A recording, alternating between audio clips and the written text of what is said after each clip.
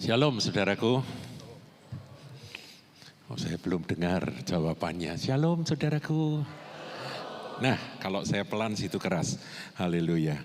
Saudara, setelah libur cukup panjang, nyepi kemudian lebaran, dan sampai pagi ini kan hari terakhir masa liburan, dan arus balik itu padat sekali, saudara. Jadi saudara habis ini jangan bepergian, masih padat.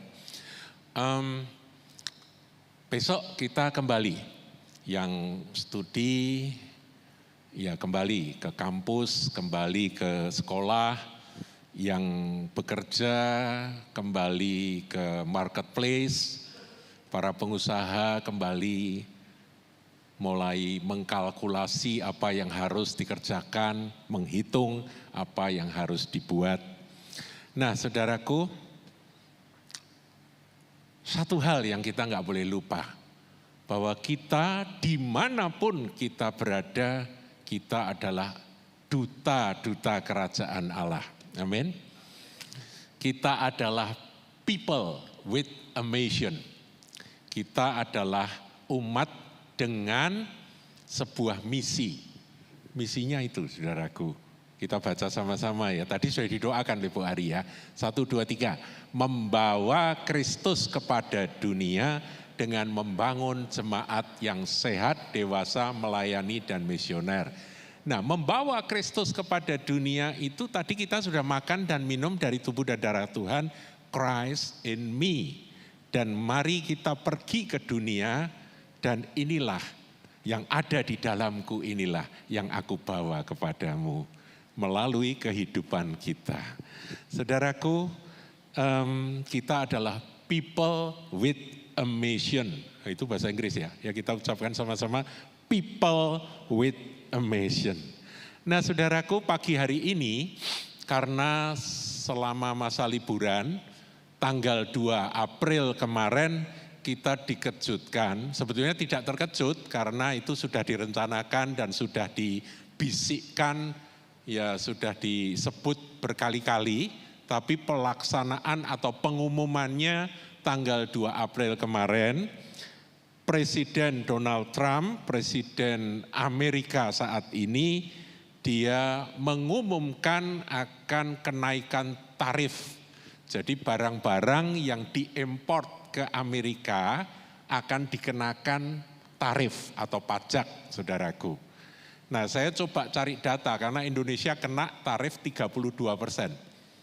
Ada berapa jumlah ekspor Indonesia persentasenya yang ke Amerika itu 12%, saudaraku.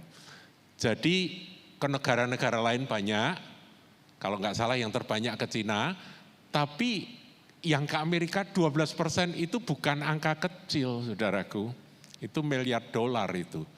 Nah, saya coba cek entah benar atau tidak, saudara nanti bisa koreksi saya. Dulu sebelum ada peraturan kenaikan tarif ini, sebenarnya kena bukan hanya Indonesia ya, semua negara kena, saudaraku ya. Kenaikan tarif itu sebelum ada peraturan baru ini, itu rata-rata 2,5% saja tarif untuk masukkan barang ke Amerika, untuk ekspor barang ke Amerika dari Indonesia. Jadi misalnya batik ini, saudaraku, harganya 100.000 dari kita, sampai ke sana itu nanti jadi 102.500 rupiah, gitu ya, 102.500. Tapi sekarang jadi 132.000. Nah, itu bukan angka yang kecil, kenaikannya berapa persen saudara bisa hitung sendiri. Nah, itulah yang menjadikan para ekonom Indonesia pusing, saudaraku. Bagaimana ini menanggapi atau menghadapi akan manuver dari Presiden Donald Trump. Negara-negara lain juga, saudaraku, bahkan negara seperti Vietnam, Kamboja itu lebih tinggi dari Indonesia tarifnya.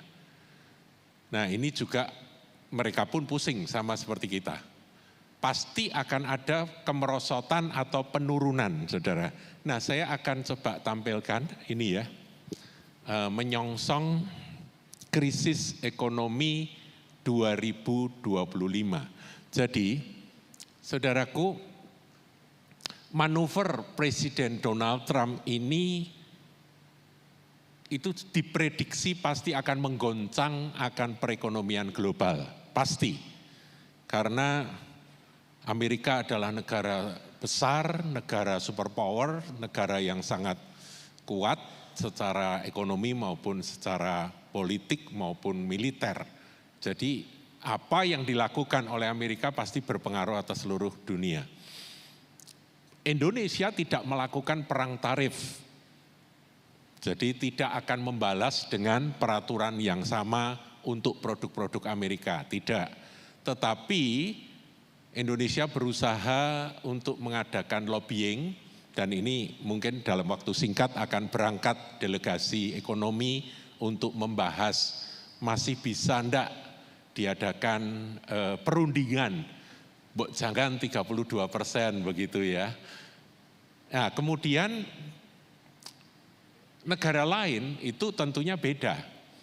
Saya membaca, mengamati Tiongkok, saudaraku, itu membalas.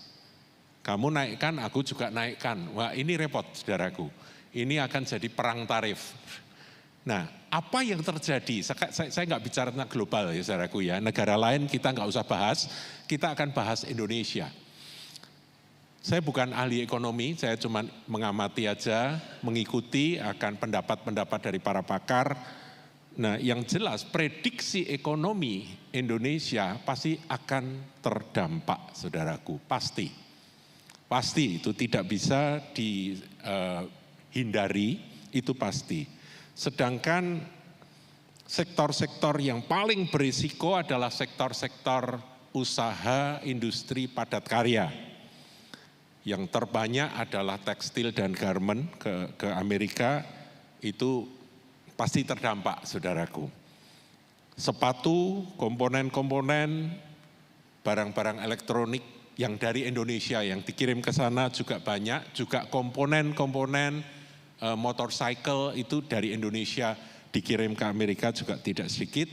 Tentunya seperti palm oil dan sebagainya itu juga menjadi masalah yang harus dihitung ulang.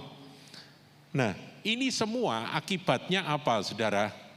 Yang dikhawatirkan akan ada pabrik-pabrik yang tidak bisa bertahan. Karena permintaan dari Amerika pasti akan menurun.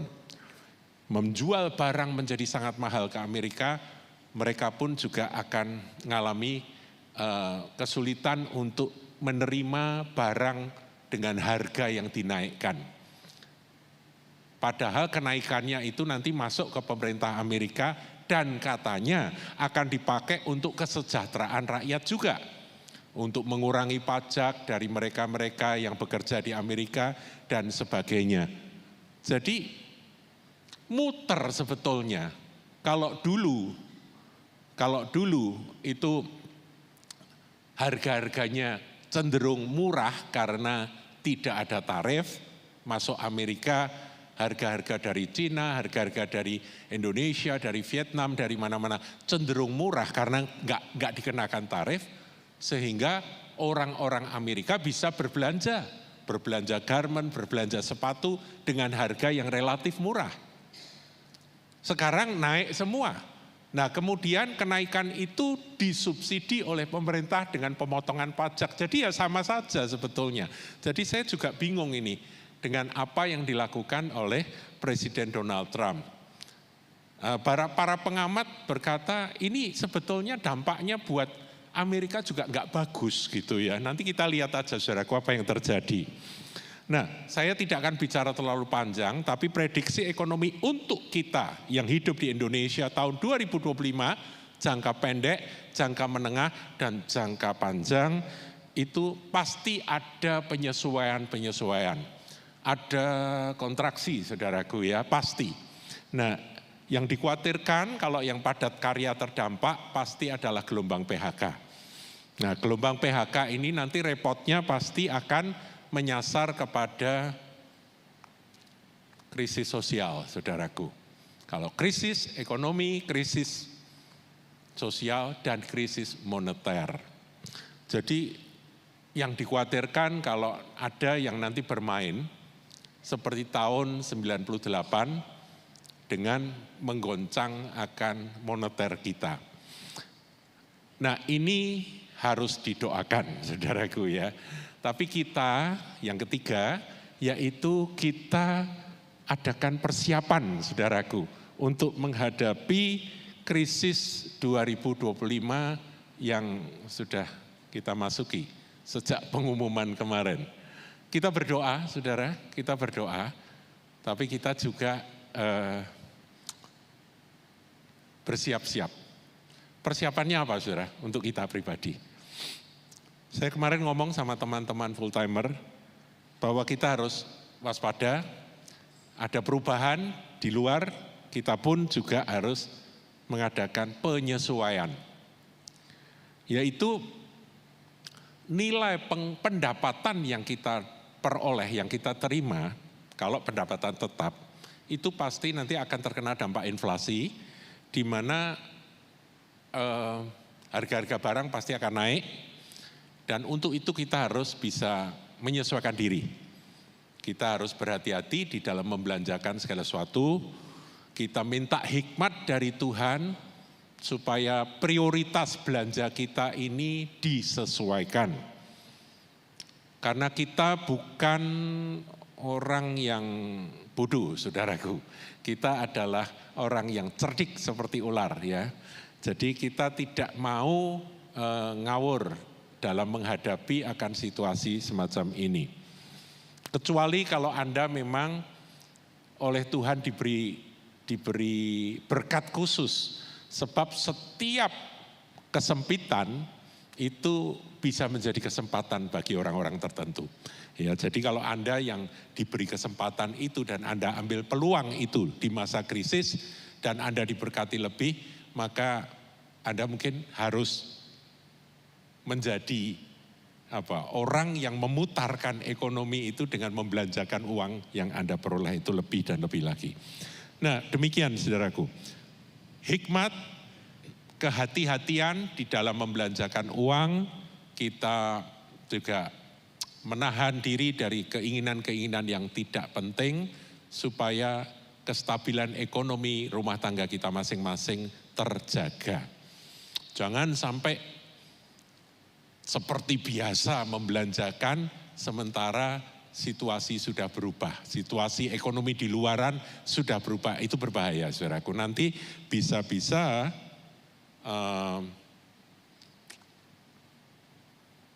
pemasukan dan pengeluaran tidak seimbang, akhirnya hutang bertambah, ya mulai pakai yang namanya hutang, padahal firman Tuhan dengan tegas katakan jangan berhutang pada siapapun. Itu yang harus dihindari saudaraku ya. Akan ada tawaran-tawaran hutang, beli dengan kredit dan sebagainya, sementara saudara harus waspada, harus hati-hati. Karena situasi berubah, situasi ekonomi harus diamati perkembangannya seperti apa, kita belum tahu saudaraku, tapi pasti akan ada goncangan. Jadi tekstil, sepatu, komponen, barang-barang elektronik dan sebagainya dari Indonesia itu berbahaya sekali karena ke Amerika nggak bisa, industri dalam negeri bisa ngalami kesulitan. Selain itu ada kekhawatiran lain, negara-negara yang kemarin ngalami tanda kutip kemakmuran karena tarif yang ringan, sehingga mereka itu mengirimkan begitu banyak produk-produk mereka seperti di Vietnam, seperti Kamboja dan sebagainya ke Amerika. Sekarang ini saudaraku, mereka bingung karena kena tarif tinggi sekali. Tidak bisa lagi seperti itu, mereka mengalihkan serbuan dari produk mereka justru ke Indonesia. Nah, Indonesia adalah negara yang berpenduduk sangat banyak, ini menjadi tempat di mana mereka akan membuang akan barang-barangnya. Jadi nanti kita bisa kebanjiran barang-barang dari Vietnam, dari Kamboja, dan dari Bangladesh dan sebagainya. Semuanya nyerbu ke sini, saudaraku ya. Nah itu semakin membunuh akan industri dalam negeri kita. Ya, tentunya nanti ada regulasi-regulasi yang diatur oleh pemerintah. Pemerintah didoakan supaya berhikmat. Jangan sampai blunder, saudaraku. Nah, saudaraku, kita ini sudah pernah mengalami pandemi. Berapa tahun yang lalu dengan adanya pandemi, ekonomi kacau, enggak karu-karuan, saudara. Tapi kita lewat. Kita lewat, saudaraku. Susah kayak apa, kita melewatinya. Saudara mungkin punya banyak kesaksian bagaimana kita melewati akan masa pandemi yang tidak mudah, yang sulit secara ekonomi. Tapi kita lewat. Sebab itu, saudaraku, jangan terlalu panik. Jangan terlalu grogi ngadepi perubahan-perubahan. Karena segala sesuatu yang bisa digoncang memang akan digoncangkan. Ya, saya akan masuk ke dasar firman Tuhan, yaitu tentang Providentia Dei. Mari silakan masuk yang kedua. Iya, saudaraku, Providentia Dei itu adalah bahasa Latin yang artinya penyediaan dari Tuhan. Providentia Dei. Di dalam Providentia Dei, keyakinan kita bahwa dalam situasi apapun juga Tuhan kita, Bapa kita yang di sorga akan memelihara.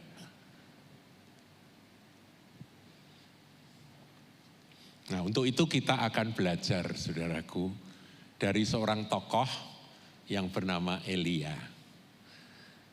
Elia ini adalah seorang tokoh Perjanjian Lama yang mengalami masa krisis. Karena pada waktu itu dia sendiri yang disuruh menyampaikan firman bahwa di seluruh Israel akan ada masa kering 3,5 tahun. Nah, saudaraku, kalau bicara 3,5 tahun itu memang angka sakral, saudara ya. Kita semua tahu ya, Tuhan Yesus juga melayani 3,5 tahun, Antikris nanti juga 3,5 tahun. Nah, di dalam Perjanjian Lama ada satu kisah sejarah di mana 3,5 tahun lamanya kekeringan itu melanda akan seluruh Israel. Kita akan bacakan, saudaraku ya, tentang kisah Elia. Ada dua, yang pertama Elia di Sungai Kerit dengan burung-burung gagak yang memelihara akan hamba Tuhan ini. Sedangkan yang kedua, setelah era atau masa burung gagak dan Sungai Kerit lewat, ganti cara Tuhan memelihara hambanya dengan seorang janda miskin di Sarfat, di Sidon, tempat yang jauh. Nah, saudara, kita akan lihat yang pertama dulu. Lalu berkatalah Elia, tolong ditampilkan. Lalu berkatalah Elia orang Tisbe dari Tisbe Gilead kepada Ahab. Demi Tuhan yang hidup, Allah Israel yang kulayani, sesungguhnya tidak akan ada embun atau hujan pada waktu-waktu ini, kecuali kalau ku katakan. Jadi memang dia diperintah Tuhan untuk menyampaikan apa yang akan Tuhan lakukan atas Israel. Ayat 2. Kita baca sama-sama ayat 2, saudaraku, sebab ini prinsip. 1, 2, 3. Kemudian datanglah firman Tuhan kepadanya. Saudaraku, datanglah firman Tuhan kepadanya. Saya ingin sampaikan, saya ingin tekankan, selama saudara punya firman, maka solusi akan senantiasa mengikuti hidup Anda. Selama ada firman, maka krisis sedahsyat apapun juga, resesi atau apapun yang akan terjadi di depan, selama ada firman, ada solusi, saudaraku. Nah, itu nanti kita akan lihat solusinya. Bagaimana kisah dari Elia yang penuh mujizat ini. Ayat 3, pergilah dari sini dan berjalanlah ke timur dan bersembunyilah di tepi sungai Kerit di sebelah timur sungai Yordan. Jadi Elia disuruh pergi. Dia enggak tanya, Tuhan, kalau aku pergi ke tepi sungai Kerit, tempat yang sunyi itu, memang tempat bersembunyi. Karena dia tahu bahwa Ahab pasti suatu saat akan murka dan akan mencari dia dan akan membunuh dia. Karena dianggap dia yang bikin gara-gara 3,5 tahun kekeringan. Makanya dia sembunyi sesuai dengan perintah Tuhan. Ke timur bersembunyi tepi sungai Kerit, sebelah timur sungai Yordan. Dia mungkin bertanya, Tuhan, aku ini makan apa di situ? Kalau minum memang tepi sungai ada air. Masih ada air meskipun sudah surut karena enggak hujan, lama enggak hujan. Tapi bagaimana dengan makanan? Aku mau beli di mana? Dan menurut saya, Elia enggak punya duit, saudaraku. Elia itu enggak bawa uang. Kalau bawa uang pasti dia akan belanja dulu. Roti kering lah, gandum kah, dia pasti belanja dulu. Kalau dia punya uang baru dia pergi ke tepi sungai Kerit, ya kan? Tapi dia enggak punya uang, jadi dia hanya punya firman Tuhan. Dan dia mentaati firman Tuhan itu, dia pergi ke tepi sungai Kerit. Nah, kemudian kita lihat firman Tuhan sekali lagi. Engkau dapat minum dari sungai itu. Elia jawab, ya so pasti Tuhan, aku ngerti. Memang ada sungai, ada air, aku minumnya dari situ. Soal minum nggak usah dipusingkan, nggak masalah. Tuhan bicara, engkau dapat minum dari sungai itu. Dan, nah ini yang kedua, ini yang aneh. Burung-burung gagak telah kuperintahkan untuk memberi makan engkau di sana. Tuhan itu maha kuasa, saudaraku. Dia bisa perintahkan apa saja untuk melakukan kehendaknya demi memelihara umatnya, demi memelihara anak-anaknya. Dia memerintahkan langit turunkan mana setiap hari, setiap pagi. Dan terjadi, saudaraku. 40 tahun lamanya. Ketika dia berfirman, mana turun, dari mana? Dari langit. Sumbernya dari mana? Enggak tahu.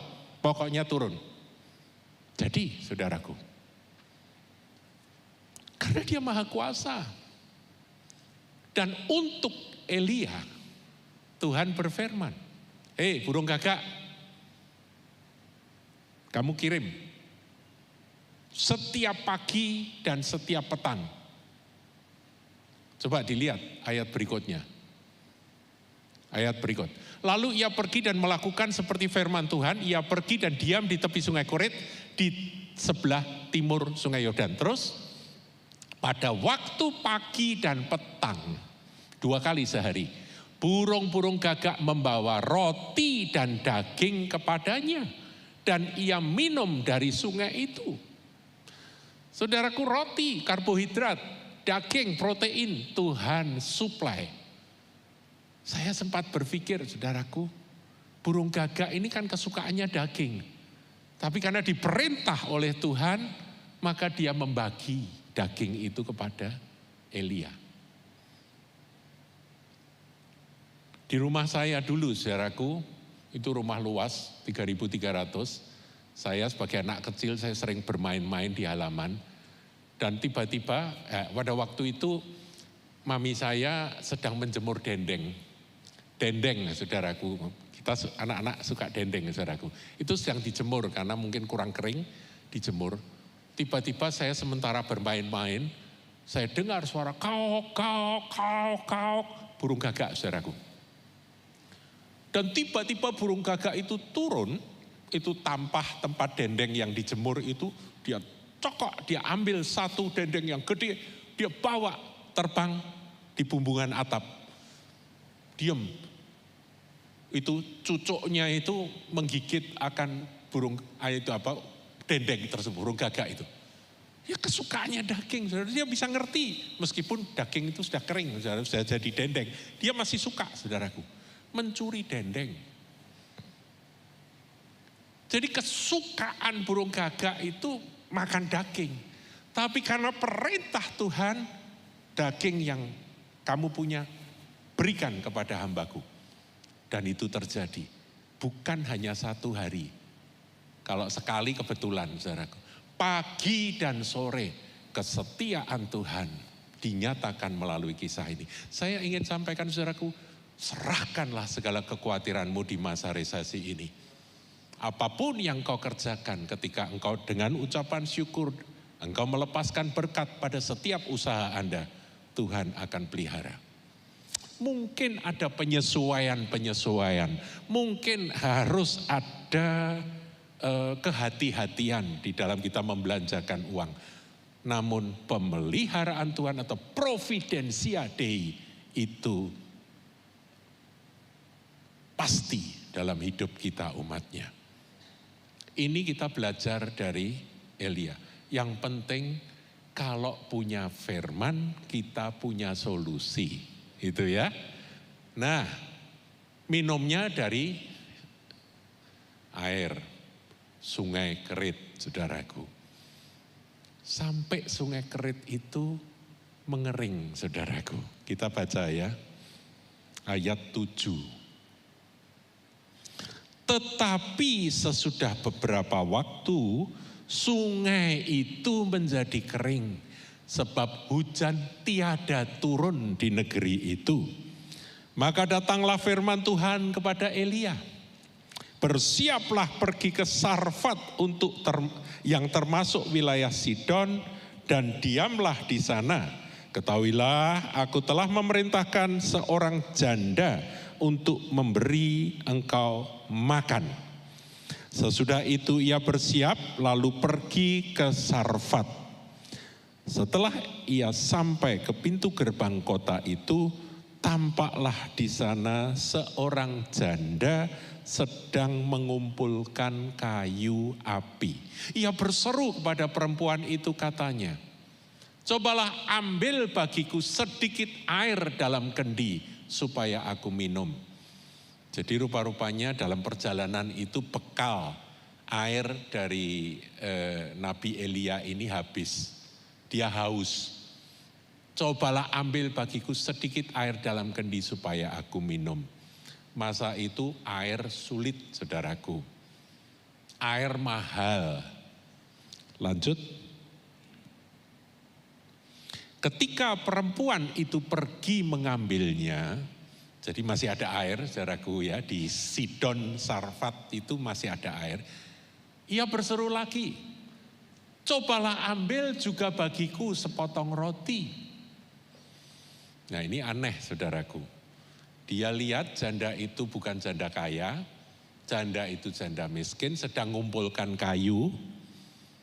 Dia minta air, baru diambilkan air, dia minta roti, sepotong roti. Lanjut. Ini baru kita lihat sebetulnya situasi kondisi dari perempuan janda itu seperti apa. Perempuan itu menjawab, demi Tuhan Allahmu yang hidup, sesungguhnya tidak ada roti padaku sedikit pun, kecuali segenggam tepung dalam tempayan dan sedikit minyak dalam buli-buli. Saudara, segenggam tepung itu seberapa sih? Ini kalau diolah kan paling-paling jadi satu bakpao kan? Betul ya? Segenggam tepung. Dan butuh minyak untuk mengolah tepung itu menjadi roti. Ada buli-buli, ada minyak. Tapi sangat sedikit minyaknya, sudah hampir habis. Itulah situasi kondisi dari janda Sarfat. Yang aneh, Tuhan menyuruh Elia pergi ke Sarfat. Aku telah memerintahkan seorang janda untuk memberi engkau makan. Itu ayat 9. Kita ulang ayat 9, saudaraku. Ini aneh. Ini firman Tuhan, saudaraku. Bersiaplah pergi ke Sarfat yang termasuk wilayah Sidon dan diamlah di sana. Ketahuilah, aku telah memerintahkan. Bukan burung gagak lagi. Jadi cara Tuhan memelihara itu bisa berubah-ubah, saudaraku.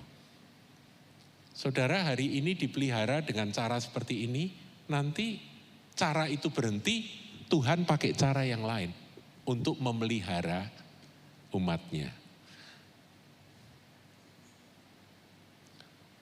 Jadi kita nggak boleh mengharapkan satu cara, satu metode pemeliharaan Tuhan saja. Saudara harus berpikir, think out of the box. Berpikir bahwa Tuhan nggak bisa dikotai dengan satu metode.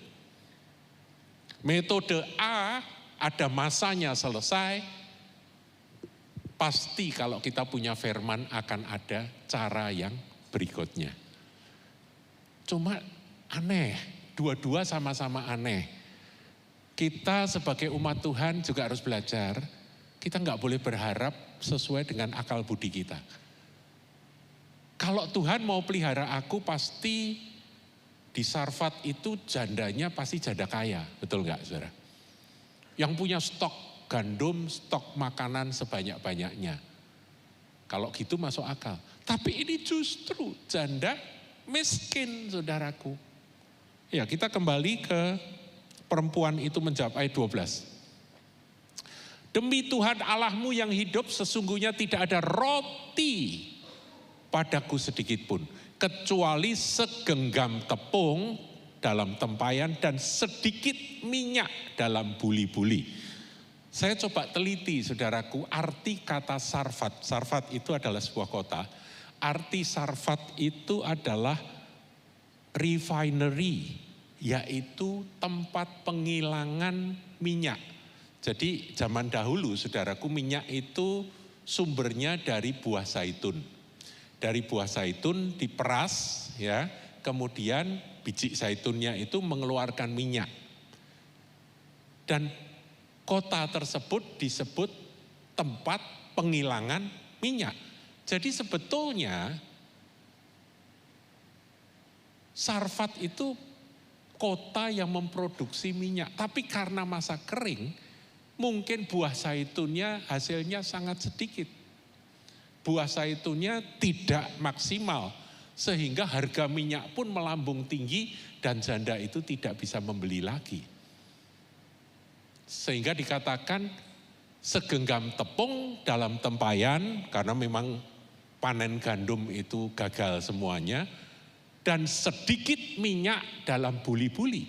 Dan sekarang aku sedang mengumpulkan 2-3 potong kayu api. Kemudian aku mau pulang dan mengolahnya bagiku dan bagi anakku. Dan setelah kami memakannya, maka kami akan mati. Janda sangat miskin dan putus asa, bukan sendirian sama anaknya. Tapi justru kepada janda itu Tuhan memerintahkan, janda itulah yang akan memelihara kamu. Itu firman Tuhan, saudaraku. Jadi saudara, kalau kita mau lihat keajaiban pemeliharaan Tuhan, kita harus melewati masa krisis, betul enggak, saudaraku? Jadi kalau ada masa krisis, disitulah kita melihat kemuliaan Tuhan dinyatakan. So, jangan takut, jangan gentar, jangan grogi, kita jalani dengan iman, kita percaya providensia Dei itu akan berlaku atas kita yang mengasihi Dia. Haleluya. Nah, lanjut, saudaraku. Tetapi Elia berkata kepadanya, janganlah takut, pulanglah, buatlah seperti yang kau katakan, tetapi buatlah lebih dahulu bagiku sepotong roti bundar kecil daripadanya, dan bawalah kepadaku terlebih dahulu. Kemudian barulah kau buat bagimu dan bagi anakmu. Ini juga aneh, saudaraku. Pelajaran apa yang kita petik dari ayat yang satu ini, ayat 13 ini? Jadi gini, saudara. Elia kan diutus dengar firman Tuhan, kamu pergi ke janda Sarfat. Dia masuk ke Sarfat, dia lihat janda itu. Roh Kudus berkata, itu orangnya. Oke. Kemudian dia berkata, beri aku air minum. Ketika mau diambilkan air minum, dia berkata, buatkan aku roti. Akhirnya janda itu berpaling dan berkata, engkau nabi, engkau mestinya tahu kondisiku itu seperti apa. Aku tuh cuma punya segenggam tepung dan sedikit minyak dalam buli-buli. Sesungguhnya aku mengumpulkan kayu api ini untuk membuat roti yang terakhir. Dengan minyak yang sedikit itu dan segenggam tepung itu. Aku dan anakku akan makan roti yang terakhir itu, setelah itu kami akan mati. Karena sudah nggak ada makanan lagi, kami akan kelaparan dan mati. Bayangkan saudaraku, seputus asa itu janda yang kata Tuhan akan menolong dia, akan memelihara dia. Dipakai Tuhan, diperintah oleh Tuhan untuk memelihara dia. Kalau burung gagak kan gak bisa dijak omong, saudaraku, betul ya?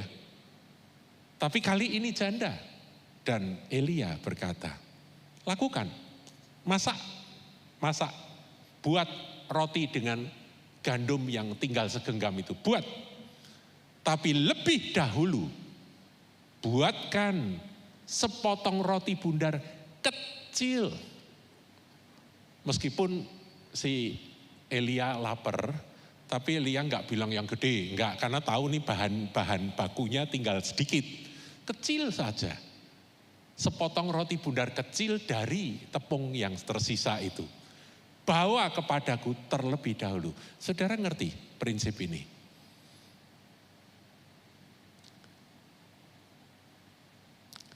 Kita buat daftar prioritas di dalam mengelola akan apa yang ada pada kita melewati masa krisis.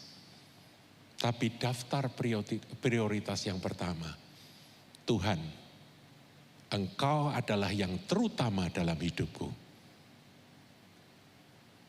Meskipun tinggal segenggam tepung, dan meskipun kalau aku buat menjadi roti, itu jadinya tinggal sedikit, tidak cukup untuk banyak orang.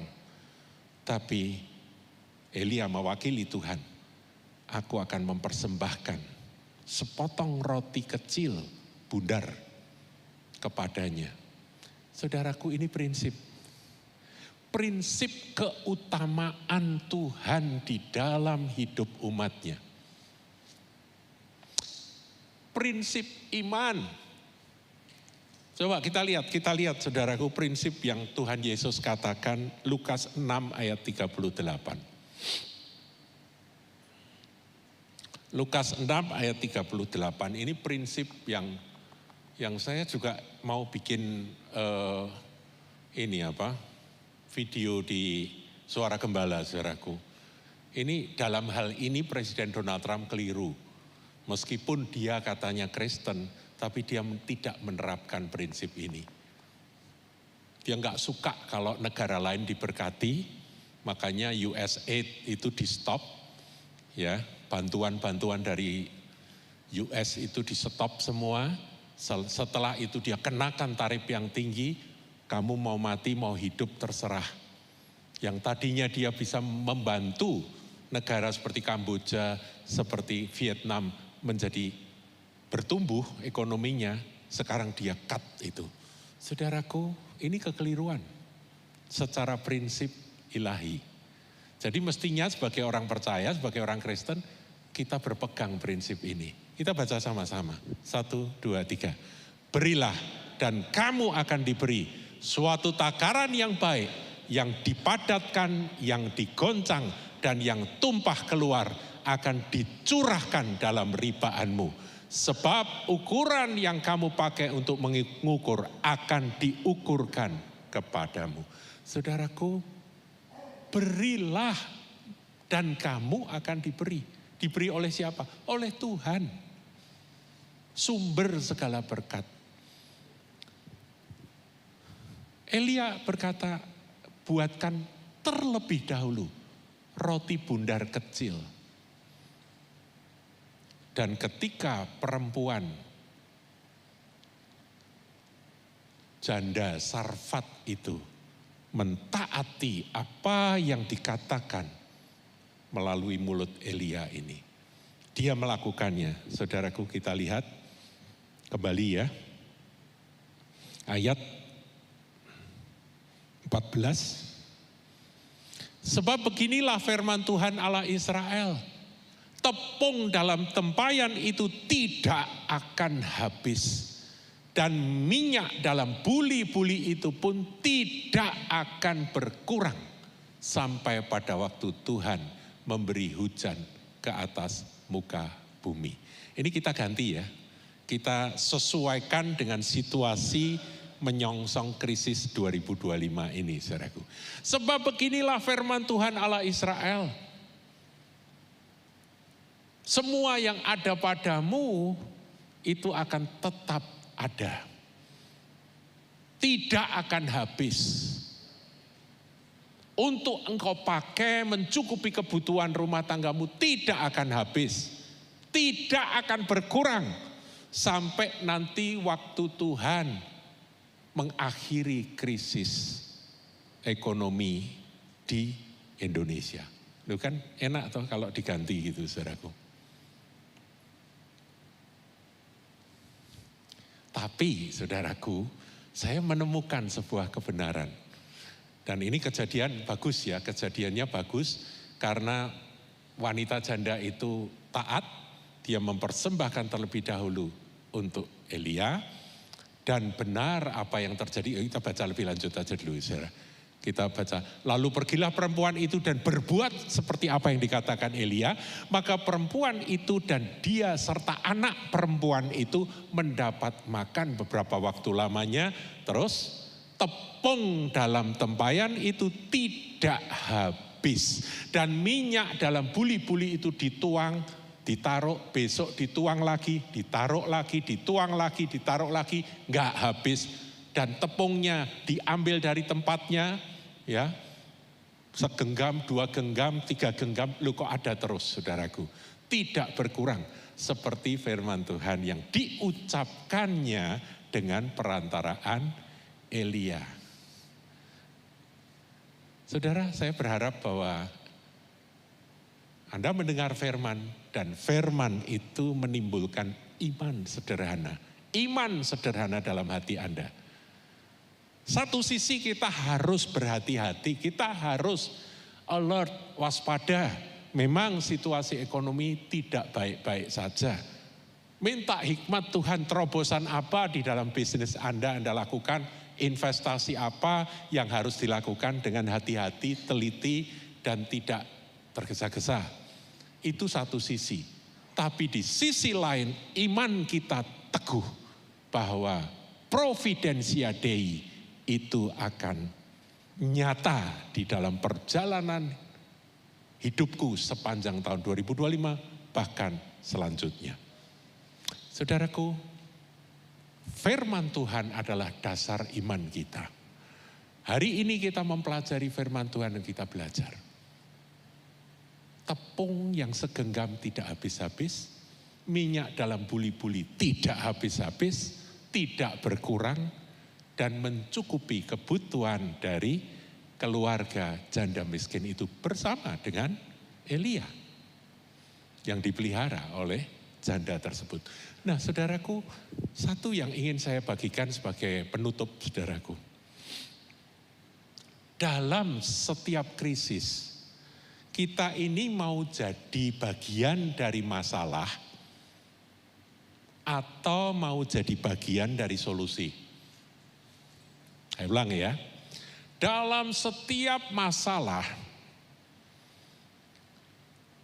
kita mau jadi bagian dari masalah itu atau mau jadi bagian dari solusi. Solusi, betul saudaraku. Itu kerinduan kita, itu harapan kita, itu doa kita. Kita mau jadi bagian dari solusi, betul ya? Nah, perempuan janda Sarfat itu, dia dari kondisi yang sudah putus asa karena dia mentaati firman, akhirnya dia dipakai Tuhan. Kisahnya masuk dalam Alkitab dan kita baca hari ini. Kita renungkan hari ini, kita pelajari hari ini. Dia menjadi bagian dari solusi yang memelihara akan hamba Tuhan Elia. Dia menjadi solusi, saudaraku. Hanya karena apa? Apakah dia pintar? Enggak. Apakah dia hebat? Enggak. Taat. Percaya dan taat. Dan dia menerapkan kebenaran. Berilah, maka kepadamu akan diberi. Sebuah takaran yang baik, yang dipadatkan, dikoncangkan akan limpah keribaanmu. Dan saya percaya, saudaraku, firman Tuhan adalah kebenaran. Dan saya berharap ini boleh menjadi dasar, landasan bagi saudara dan saya dalam menyongsong akan masa krisis 2025 ini. Kita harapkan krisis ini nggak berlama-lama, akan ada penyesuaian, ada penyelesaian yang baik, dan kita pun akan terus bergulir dalam kondisi ekonomi yang terus meningkat, itu harapan kita. Tetapi bagaimanapun juga, prinsip dasarnya adalah ada firman, ada solusi. Dan kalau kita mentaati firman, kita bukan jadi bagian dari masalah, tapi kita menjadi bagian dari solusi. Seperti perempuan janda itu. Haleluya.